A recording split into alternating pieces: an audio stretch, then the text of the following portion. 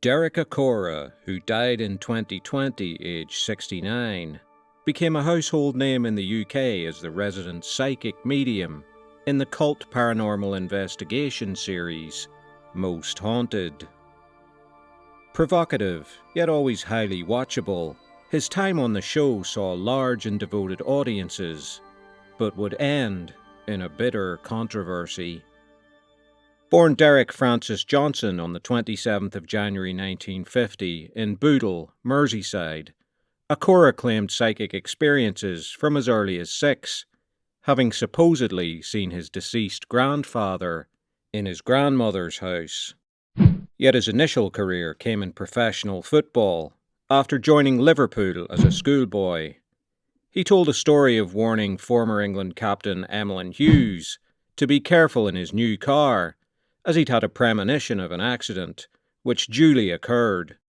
Acorah added that then Liverpool manager Bill Shankly told him to cut out the medium stuff and stick to football.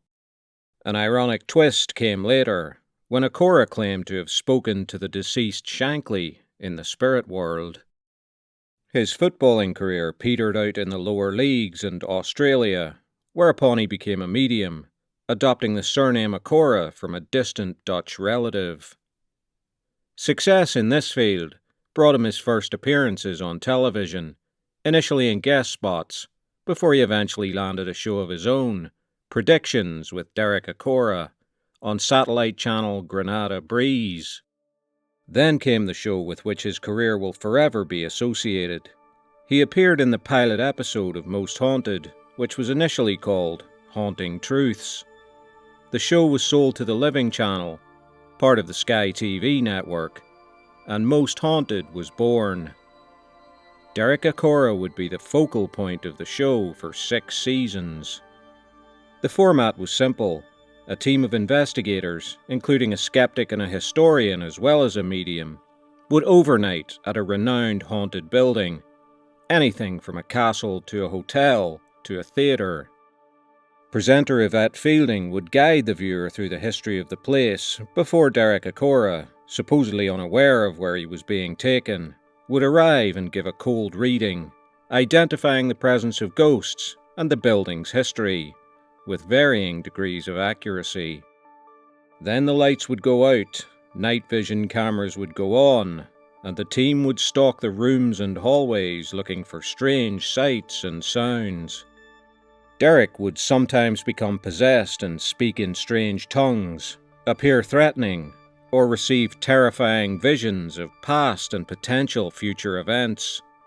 The team would then gather at first light to give their opinion on the previous night's events. The skeptical point of view would be provided by the skeptic who was present, along with some later analysis of anomalies by a skeptic in the studio. The format's simplicity didn't seem to get old, and the show was a surprise hit, not least because of Derek Acorah. Yet there was controversy from the earliest days. In the first episode at Athelhampton Hall, Derek appeared to be possessed by an ape, whilst in another, Derek claimed to be possessed by the spirit of a nobleman from 1665. But when asked by resident skeptic Jason Carl, who was on the throne at that time, Derek was flummoxed, eventually saying weakly, "Find out for yourself." In a Season 2 episode featuring multiple locations in Derby, at Lafferty's pub, Derek hit upon an ancient skull with a wound in it, telling a tale that it belonged to a murdered 18th century girl named Sally. Subsequent carbon dating pegged the skull to the Viking era. But Season 3 opener at RAF East Kirkby would be a triumph for Acorah. Almost everything he hit on was correct, and telling the story of a Canadian World War II pilot who had died after being denied landing. He perfectly predicted the contents of the man's wallet, an almost unknown artifact at the museum. Even the skeptics were taken aback. The series opener at Owlpen Manor saw a guest psychic Ian Lawman introduced. During a séance run by Lawman, where nothing much was happening, Derek became possessed and began hissing and screaming at Yvette, before eventually being restrained. Later in Series 4 at Chatham Dockyards, he had multiple possessions: a murderous soldier, a 9-year-old child, and Lizzie, a vile matron type, swearing and spitting out words in a demonic voice.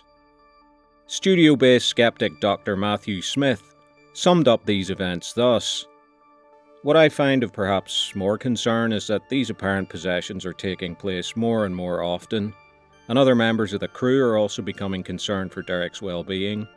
What would be worth exploring is why it seems to be happening more often." Viewers were left to wonder if the introduction of guest mediums had caused Derek to up the ante and assert his primacy in the show. At Annesley Hall in Nottingham in Series 5, Derek was accompanied by a different guest medium, David Wells. Wells took a leading role in both the investigation and a séance, before Derek became possessed and started speaking in the voice of spirits.